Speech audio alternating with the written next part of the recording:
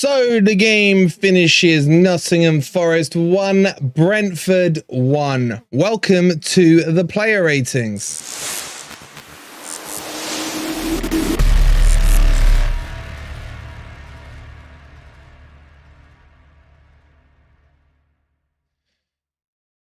Sup guys, and welcome back. And yeah, I don't know how I feel about that game, guys. I really don't. It's a mixed one, isn't it? I thought we were playing some champagne football in that first half, and I was loving the fact that the ball was staying on the ground, constantly on the ground. Passes between the midfield were really good. But like, I hate to use the footballing cliche, but it was a game of two halves. It really was. The team that came out in the second half was not the same mental team, as in mentality approach, that the first half was. And I gotta say, what is being said at half time there? We've seen so many goals conceded early on in second halves over the last 6 months, and you do wonder sometimes, like, what is being said at half time. But overall, look, it depends when you judge the game. Before the game, when I saw the team sheet, I was like, yeah, this is more like it. You know, good to see Morgan Gibbs-white has been dropped. He needs that, just a little, you know, wrap across the knuckles. That was perfect.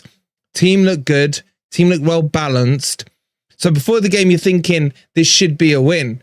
But then if you start to judge it after the red card, which we'll talk about in a second, then you're like, okay, we go a goal behind straight away. We switched off. I mean, it was almost like the Brentford players lined up on the right and all the Forest players lined up on the on the left. I don't know where the marking was for that one. And at that stage, you're thinking 10 men, 1-0 down, here we go. And what I was seeing as a pivotal match going into this game. And you think, let's sneak an equalizer and run. You know, as they say, another football cliche, if you ain't going to win the match, don't lose it. So, look, overall, the first half, beautiful football, but we didn't look like we could penetrate anything, man. Like, literally, to quote Jim Carrey, no, I'm not going to say that quote, it's X-rated. But basically, you couldn't hit the, on a 12-pound G's. Anyway, if you know, you know. If you see me, myself, and Irene, you know what I'm talking about. So, for me, the first half, how should I describe this? It was like champagne football up until the final third. I actually thought Elanga didn't have that great a game. I felt there was a couple of times where, dare I say, Jono would have knocked the ball on and run. But Elanga was kind of checking his run, and there was space in behind, and we know he's got the pace. And he wasn't getting in behind. And I thought too much was coming down that right-hand side. And I'd like to see a bit more down the Hudson-Odoi side. But honestly, I'm not that disappointed with the first half, because like the highlight for me of the first half was when Bolly got the ball. And usually in that scenario, if Worrell was in there, the ball would have been punted down the wing or out or for a throw in or whatever. He passed a tight pass into Serge Aurier.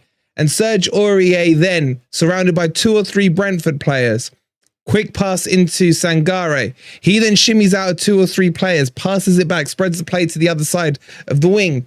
And that's kind of what I want to see. That's what I want to see. I don't expect Forest to go from low block, crappy, boring, negative football to champagne football overnight, yeah? But that first half for me, there was a lot of positive signs. Now, the second half was crap. Even before Niakate got sent off, it was just like we came out and it was like, I don't know what was said, but words to this effect, it feels like this would have been said at halftime. Right, lads, we've tried the FFTV way. We've gone for an attacking formation. Let's revert to type and go low block. And that's what it was. And it was just inviting pressure. And then the goal was poor. Like the build-up of it. Murillo got his legs muddled up and forced Niakate into trying to do an emergency tackle. I think it was harsh. I do think it was harsh. Because there was no intent from Niakate to stud, the Achilles tendon of, was it Pisser or whatever his name is. And I think it was a little harsh. Yes, he was behind him. I can see why a yellow card had been given, but yeah. But then we did well to get that goal back. I thought that header, honestly, the keeper should have saved it. But Dominguez, fantastic loopy header and a good cross in from Tuffalo. And then it was just a case of, all right, we're back on terms. We just got to hold out. So I don't know how I feel, guys. I don't know how I feel. I am a little disappointed. But if you ask if I'd just woken up in the game and we're 1-0 down with 10 men, you'd be like, okay, you take the point and you move on. So that's kind of my overview of the game. I was really happy with the lineup. Anything I thought a little weird was Niakate being on the left. I don't know where Einar is. I'm assuming he's injured. But I thought Niakate was playing really well in that left back position. And then Worrell doesn't get sent. Worrell did get sent off. He did get sent off. Why are we talking about Worrell? Anyway, and then, yeah, some of the substitutions I thought Wood and Origi coming on. I don't really feel they did too much to the game. But it's weird, isn't it? It almost feels like we're getting more points or playing better away from home than at home. We haven't found that balanced formula yet. But I don't know. That's just my thoughts. Let's get into the player ratings. Quick reminder, please don't forget to hit that like button if you haven't already. There's over 300 of you in here already, but only 28 likes. And if you need Forest Fan TV, please be kind enough. It's completely free to do, to hit that subscribe button. Excuse me. Right. Let's get into the player ratings, and thank you to all of you guys who have voted for us for the Football Content Awards. We are finalists for Best Podcast in the Premier League, and it's for Beat the Drop. So if you don't mind voting for us, ! Vote if you haven't done so already. Best Podcast, Premier League, Forest Fan TV. Okay, let's get into these player ratings, guys. I am a little deflated. I can't. I'm not angry. I'm just deflated. I think that's the best way I can describe this. Okay, let's get into this. Turner. Now, a lot of you were going in on him in the watch along. Yeah, he had a poor game. There's no two ways about it. A very poor game. He should have parried that goal attempt around the post. But you can't just like lambast him for one bad game. Now, do I expect there to be a keeper change next game? Yeah, probably. I think as soon as Turner was going to have a bad game, it would probably mean that Vlachodimos comes in. But he's still... It's not so much the mistakes he made for me. It's the fact he takes too long on the ball. And it's something that I've said before, and I think Pat was the one who mentioned it as well in the chat. I think he takes one touch too many before he releases the ball. And we saw that in evidence against, was it Visser again, where he tried to take an extra touch, and then Brentford are trying to claim a penalty for it. What the hell planet are they on? But overall, I think once that goal went in, he became very shaky.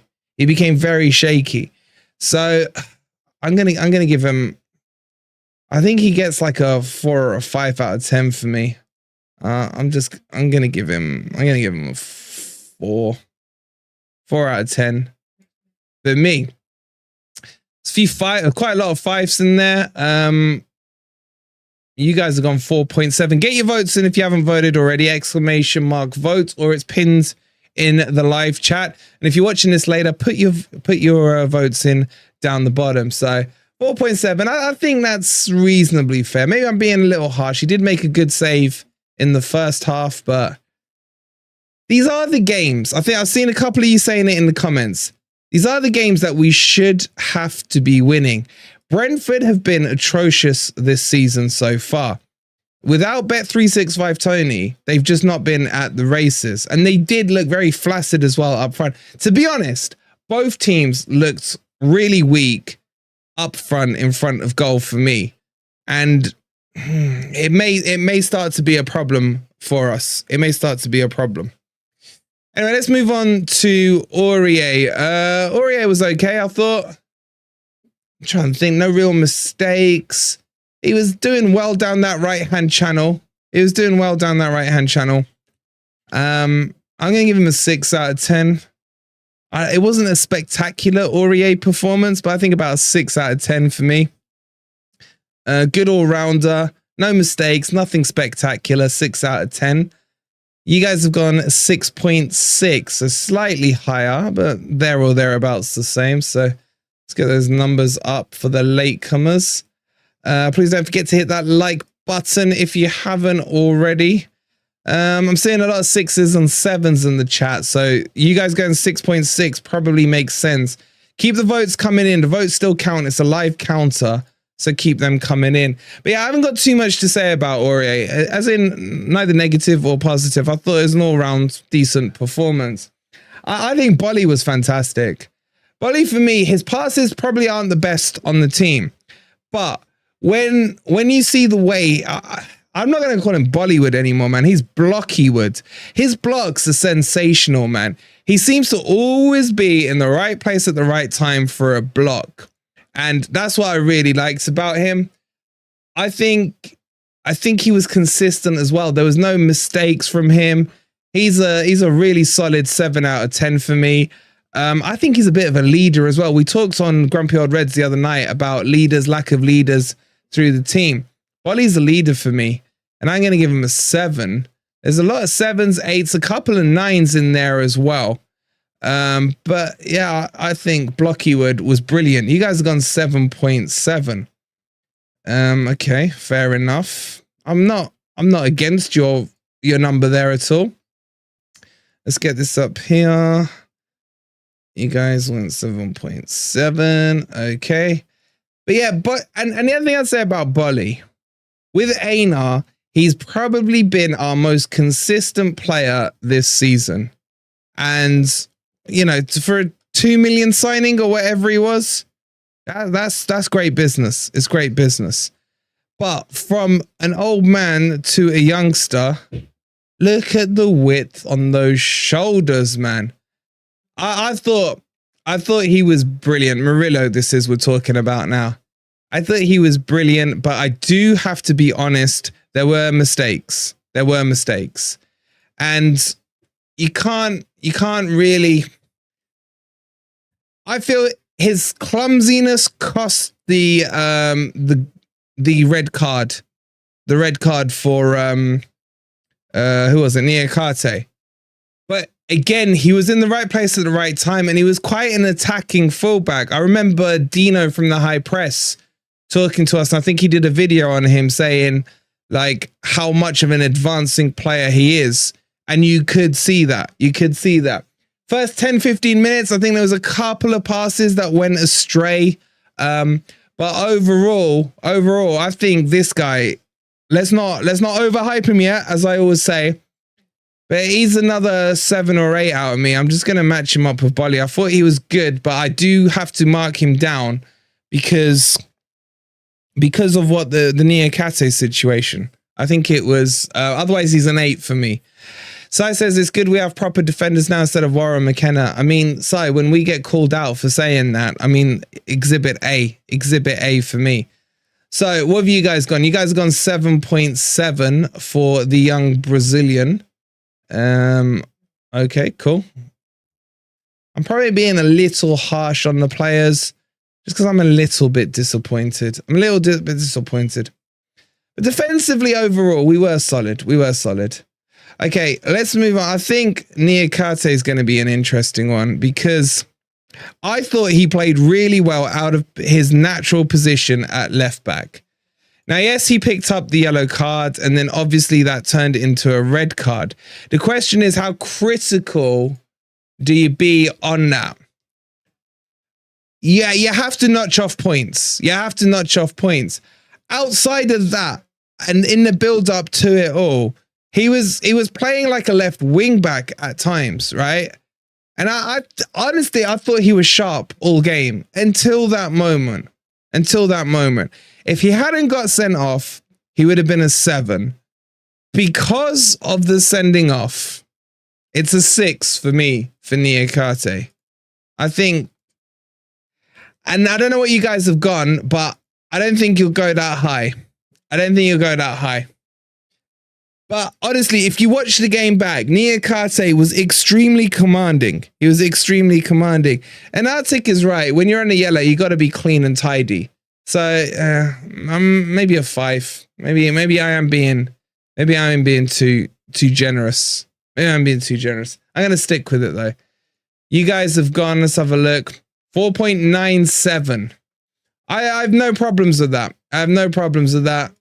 It kind of, I'm not against it, but I just like Niakate, man. And remember, he was playing out of position. That's something else you lot haven't considered. You just got agendas now. You got agendas. Just saying. Just saying. Okay. So we're 4 votes away. Nearly 100 of you have voted. Keep those votes coming in. And let's move on into the midfield. And let's go to Mangala. I think this was Mangala's best game for me. I thought he was fantastic, especially in that first half. The first half, what I really enjoyed about the way Mangala played was that he was dropping in to collect the ball. And we haven't seen a lot of that this season. And I feel that with the players around him, he was comfortable in that. You always see Mangala when he's playing for Belgium. He always seems to play better than when he's playing for Forest. But now he had Dominguez and Sangare next to him. He was very, very comfortable. Did he fade into the second half? Yeah, but obviously the structure and the formation and everything changed a little. He overall, I'm going to give him, he's like 7.5 or an 8. I can't be asked to do halves. So I'm going to give him an 8 out of 10 for me. Really good, really progressive passes, not shying away from opening himself up to collect the ball. I think this midfield 3 could potentially be our best midfield 3, in my opinion. So I'm going to give him an 8. You guys have gone 7.4. We really aren't getting the same scores as each other, are we? But whatever. So, okay, I've gone an 8. He's saying no way. Wake up. And that, man, he was good. Watch that first half back. Yeah. It's not just what he did on the ball. It's what he did off the ball. I'm going to give you another cliche there. I'm going to give you another cliche. I thought he was really good. Have I done the wrong way? Okay. Chat side. What did you guys give Niakate? Sorry. What was it?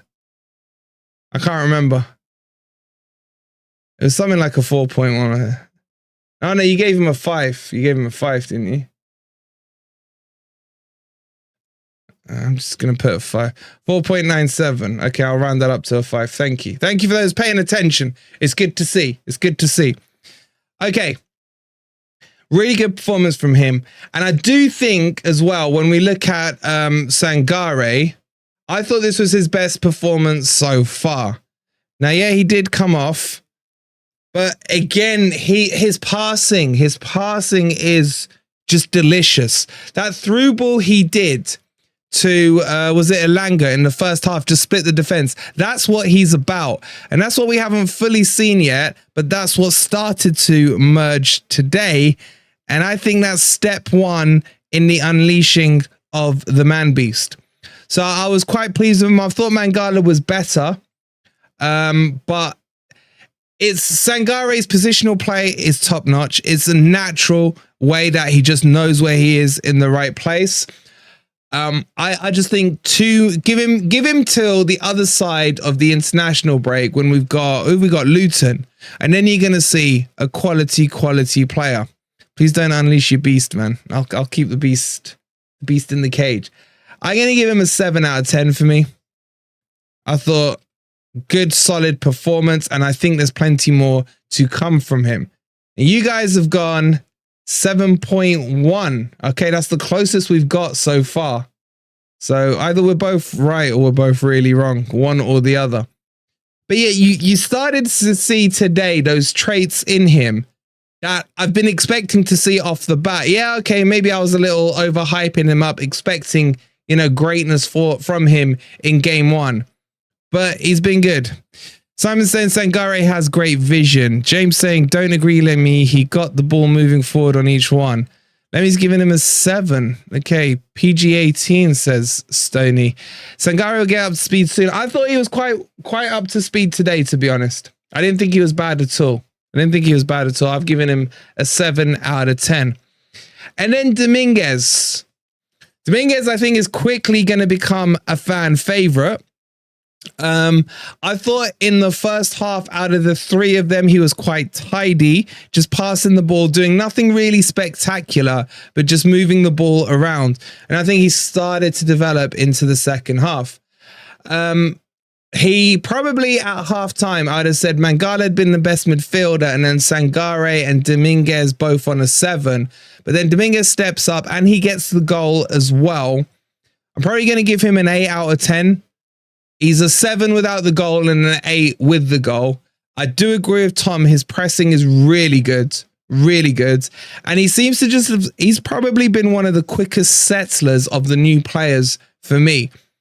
And what a player we've got in him. I expected him to be the slow burner, the guy who would take maybe a month to settle in. But he's come in, and I think he's pretty much, over his performances in the last 2 games, he's made himself basically one of the first names on the team sheet. So I'm going to give him an 8 out of 10. And it was a great header. I'd be happy to prove wrong. I've watched it back. I've reduced it. But from what I've seen, he didn't progress the ball forward like Dominguez or Sangare, says Lemmy. Lemmy's got a Mangala agenda. We need to get Lemmy on. We'll get Lemmy on to, if he's free, onto Grumpy Old Reds tomorrow. It'll be interesting to see what he's got to say. And then you guys have got 8.3. So, okay, we're getting closer as we go into the midfielders. Let me just get the scores on the board very quickly. 8 for Dominguez from me. And then for you miserable gits, what did you go? You went 8.3. Okay, Elanga. Elanga, for me, probably the weakest player on the pitch today. I just don't feel like he did... Like, you know, when he came on against Arsenal, he just burst on. You know what I'm saying? And then against Chelsea, burst on. Today, he just didn't want to burst. This is some real technical footballing words I'm using, I know. But he just didn't want to burst. I just wish he had the pace. Here's the thing that annoyed me the most about this, right? He got the left back booked really early and then just let him off the hook.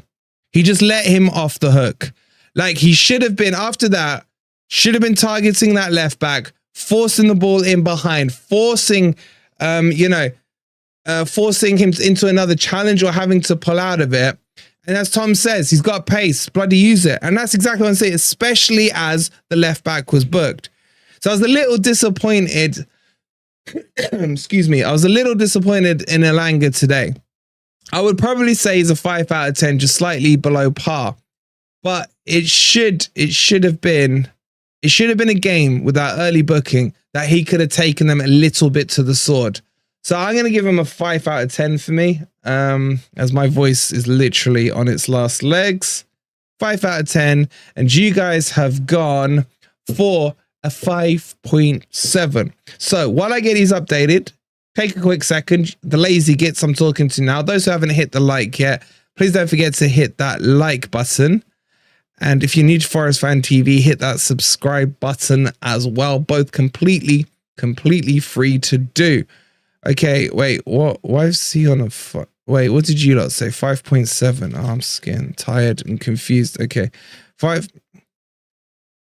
Shit, I've messed this up. Hold on. What did you lot give Dominguez? You gave him an 8, didn't you? Hold on. Okay, I've sussed it out. Hold on. So he's a 5, fine. I've got this. All right, I'm back on track. What did you guys get? 8.3. Okay, cool. Thank you for those ones paying attention.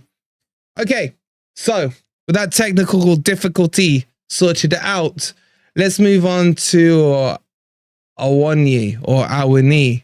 I'm still not like 100% sure what the correct pronunciation is, but I kind of like Awani. It sounds cooler. I thought he was quite quiet today. I think he was feeding off scraps. he was kind of playing a bit of a graveyard shift. Do you know what I mean? There was like not too much service coming into him, and it was a bit quiet. It was a bit quiet. It's kind of coming off the boil a little bit. And I think Mark was saying, because we didn't have that cam in MGW, there wasn't really anyone interlacing play with him. So he had to come and kind of search for the ball a little bit. Now, he did score a goal. Now, VAR said it was offside. I don't trust VAR as far as I can see them. As far as I can see them.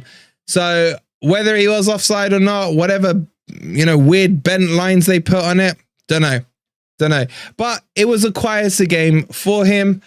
I think I'm going to give him a 5 out of 10 for this game. But he still is definitely our best striker.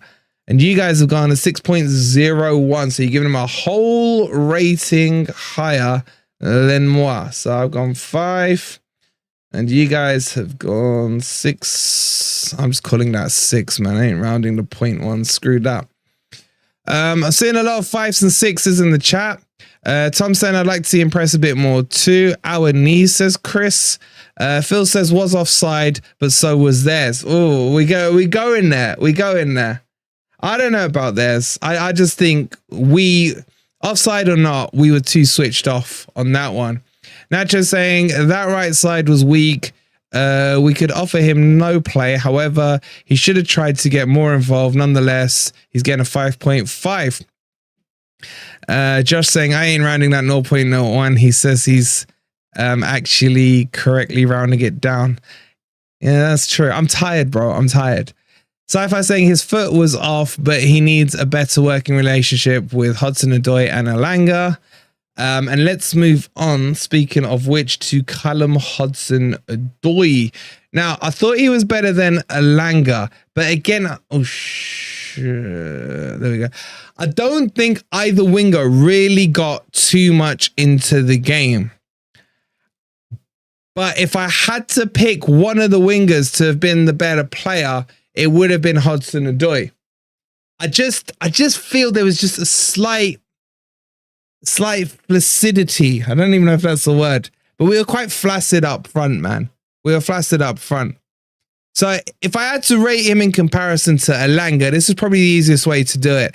If Elanga was a 5, then Hudson-Odoi is a +1 on Elanga for me. Offered a little bit more. He did a couple of runs where he tried to take the defenders on, but it wasn't scintillating. It wasn't scintillating. It was a little flat. I'm going to give him a 6 out of 10 for me on Callum Hudson-Odoi. And you guys have gone 6.1. That's really bugging me that it's overlapping now. I'll sort that out for next time. 6.1 for you guys, 6. We're really close on this one, aren't we? Okay. Let's get that up there. And for you guys, a 6.1. So that's the first 11 done. Let's move on into the subs. And substitute numero uno was, of course, in and around the time of the sending off. And that was Tuffalo for Hudson-Odoi. Now, Tuffalo for me was good. I would say there's an argument to say if Einar was not fit, then why didn't Tuffalo start? Because he's a natural left back rather than Niakate, who I love. But Niakate is not a natural left back. Does that make sense? So probably with hindsight, you'd look back at it and you'd think to yourself, maybe Tuffalo should have started. So he's a 7 for me. I agree with a lot of you guys are saying. He's a 7, but there's a sub rule. But I'm still going to stick with a 7 on him. I think he put, what minute did he come on in? The 60th minute. So he did half an hour. But I thought he was up to the speed of the game very quickly. He also got the assist, let's not forget. Yeah, I agree with Arctic, kind of round pegs in round holes, so to speak. But yeah, I'm gonna say 7 because he got the assist as well for me. I mean, the cross wasn't amazing, if I'm being honest, but it was good enough for the assist. And as long as it goes in the back of the net, I don't really care. You guys have gone a 6.8 for Tuffalo. Okay. Very close to what I went with. And then that moves us on to Morgan Gibbs-White. Now, probably for me, his best game of the season so far. I think he got a real slap in the face, guys, today. I really do. Oh yeah, plus the 15 mark. You are right. Bloody hell, that injury time was a joke, wasn't it? That for me was his best game of the season. It was. It was. He his crosses, as Dr. Fug says, the crosses. Well, he's talking about the Tuffalo one. I just think he came on looking angry and annoyed and like, seriously, Cooper, you dropped me. You dropped me. And the way he tracked back to stop that certain goal for Brentford was good. And he had this like, look, man, he's got a lot of wrinkles, hasn't he, on his forehead. But after he made that tackle, he almost celebrated it like it was a goal. And this has shown me a lot about his character, because if he could have sulked, had he been dropped, and then, you know, he could have sulked. Instead, he reacted in the right way. And that for me is the most important thing on this, that he reacted well and he reacted maturely. And I'm going to give him a 6 out of 10 for me. With the sub rule, I thought he came on and played above par. But the important thing is the reaction. You've seen it before with other players who get mardy because they've been dropped. Look at, I'll give you Man U. Man U's always the good example. Bruno, when Ronaldo used to get dropped, he'd go sulky. Trashford as well. That ferret Bruno Fernandes. Now, Morgan Gibbs-White, he's had his wings clipped a little, put in his place, and that will help him. It won't hinder him. It will help him. And you guys gave him a 6.7 for getting the sub rule. I think he's somewhere between the 6 and the 7. I'm not going to be harsh on you guys at all. So that was Morgan Gibbs-White. And I think Cooper got to get a +1 on that move today. I mean, he's obviously been watching Grumpy Old Reds. Okay, let's move on. Excuse me. To Cecchiate. Whoa. I think he's past it, guys. I'll be honest with you. I just don't think he's got the legs for the Premier League right now. And even though he came on as a sub, to me, he looked a little huffy. I don't think he needed, like, if you were going to bring him on, why wouldn't you have brought on Santos instead? You know, now he didn't do anything wrong. He's very leggy, isn't he? But I just think, I don't think he's cut out now for the Premier League, in my opinion. Did he insult me on the pitch? No, not really. But would I have brought Santos on instead? Probably. Hey, Crypto, how you doing? He's just a sub 5 for me. No frills, no mills. Chiate, just not for me now, says Dino. I do tend to agree. Sorry, did I put a 6? Oh, mine's a 5. Let me get that corrected before I get clipped for fake news. 5 for me, and you guys have gone a 5.14 as well. So very, very close. Yeah, I think you guys are right. He may be on his way to Olympiacos soon. Okay, next sub on was Origi. He looked a little bit off the pace, a little bit. I thought he was better than Wood. I don't know yet about Origi, man. I made no secrets. I would have preferred Batman coming to Forest, but Origi, I still haven't seen the X Factor out of him yet. Like, he got 9 minutes plus the 400 added on. Average performance. He did put in one half decent cross for Wood. Outside of that, didn't really see too much out of him, to be honest. He's just a 5. It's a nice simple 5 for me. You guys have gone a 5.1 for Origi. Very close as well. So that will bring us on finally of the starting players, or sorry, the played players, should I say, onto Chris Wood. He had that one chance, didn't he? That header. The cross wasn't perfect from Origi. Nothing else to report on him for me. And I'm going to say a 5.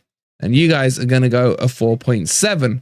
Okay, so that's all the players done. Let's move on to Cooper. I was more than happy with the team selection for me. I think he got it right. You could argue the whole Niakate in at left back. It feels to me on that. Excuse me. Let me just have a quick sip of my drink. Look, what it felt like to me, guys, was that Cooper wanted Murillo in on this game.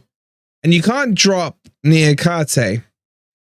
And he hasn't got full trust for whatever reason in Tuffalo. So I kind of see the thinking behind his shoehorning. But I'm just old school and I like players to play in their correct position. But having said that, I was more than happy with the team. The fact he dropped MGW gives him a bonus +1 for me. The fact that Worrell didn't start, that Worrell didn't come on, +1 for me. The fact that he didn't revert to, you know, fan pressure, bring Yates back and all this when these three midfielders are clearly head and shoulders above the likes of Yates, etc. Another +1 for me. Where did it go wrong? This is a game we should have won. I think I would love to know what happened on that halftime team talk. But what we are now seeing, as the doctor says, is the Cooper FC players are not the best players we have in the club. Now, most of them are gone out of this starting 11 that we looked at. But there's still needs to be a little tweaking going on. Now, the other key point is you can't switch from low block to champagne football overnight. You can't. So there's progression for me, definitely in that first half. But players are not used to having to build a chance up. Our players at the moment are more used to having to just lump the ball forward, run in behind, get one-on-one with the goalkeeper and create a chance. So that's the difference for me. There's going to have to be an adaptation period, but he hasn't got long to do it. I'll tell you that much. This is Premier League. As I always say, you're 3 defeats away from a crisis with the Premier League. But I'm going to score him quite high today. I'm going to give him a 7 out of 10 because of the team selection, because of the players he dropped, and because he was smart enough to go for a 4-3-3, which had he gone a 4-2-3-1 today, potentially we would have got overrun in the midfield. So I think a 7 is quite fair for him. But I do agree with Wake Up. We do need to be getting more points against teams like Brentford, who are not a Premier League team. They're not. In status, in club size, in all that crap, they're not. So, but look, we are where we are at the moment, transition and all this BS that we always hear. So I'll buy into it today. I'm going to give him a 7 out of 10. And you guys have gone for a 6.5. So very close to each other. Okay. So that leaves us, guys, with the man of the match debate. And this one's going to be interesting. What are you guys thinking here? What are you guys thinking? Let's get the poll up. Let's get those likes up as well. There's like nearly 400 of you in here and 111 likes. So while I'm setting the man of the match up, get those likes up, guys. Nicky's saying he's not happy today. Nicky, you're never happy, mate. You're never happy. You're never happy, bro. You're only happy when FFTV's on. Let's be honest. There's a lot of Dominguez's. All right. So I'm going to put Dominguez in on there. I'm going to put Mangala in. Mangala, Dominguez. Who else do we want in there? Don't even joke around, Coma. Don't even joke around. Murillo, let's get the kid up there as well. Murillo's not a bad shout. And let's put on there Bolly. I think Bolly deserves a shout. So your 4 options are Mangala, Dominguez, Murillo, and Bolly. Get your votes in. And let's see who you guys as a collective will give man of the match to. I've got a feeling I know who you're going for, but I can tell you now, I don't actually agree with it. I'm just going to say it. Straight up. Don't agree with it. Not because I thought he doesn't deserve a reckoning, but for me, I thought there was a player who was better. Nicky's saying this is true. Gutted yesterday. Didn't know what to do without the FFTV fix. Yeah, apologies about yesterday, but there was unforeseen circumstances, which I can't talk about. But yeah, we're back today. Okay, so as it currently lies, Dominguez has 64% of the vote. Murillo on 17. How some of you voted for him? I don't think he was a man of the match performance. Sangare played well too, and he got man of the match at the club, did he? Yeah, the thing is though, Wake Up, Does everyone just automatically get clouded on man of the match because of a goal? I think that's not always fair. But anyway, get the votes in. 63% currently to Dominguez, Murillo 17%, Bolly 16%, Mangala's on 5%. 5%.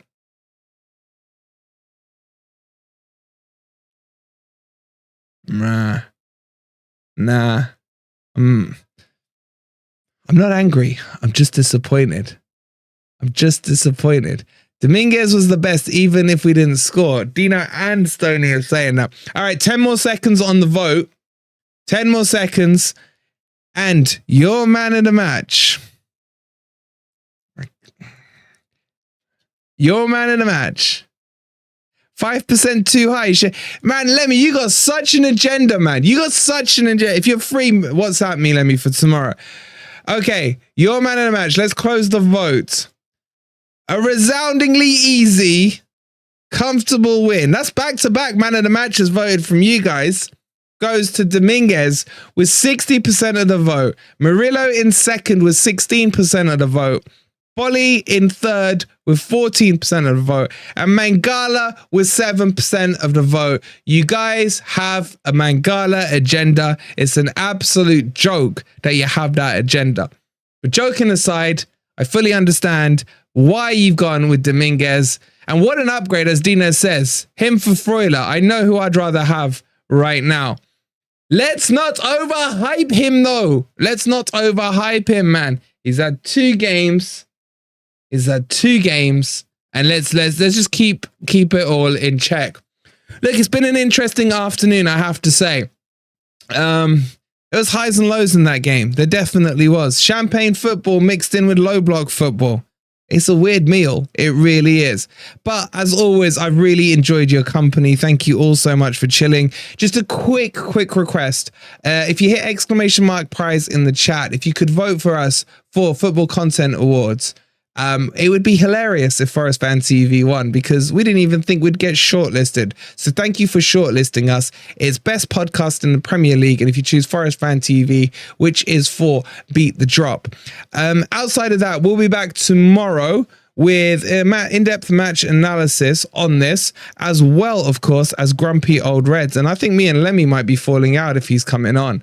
So look forward to that, and look forward to speaking to you all then. Have a pleasant rest of the weekend. If you're listening to this on the podcast, please leave it a 5-star review. If you're watching live or later, hit that like button, subscribe to Forest Fan TV. We'll see you tomorrow. Come on, you Reds.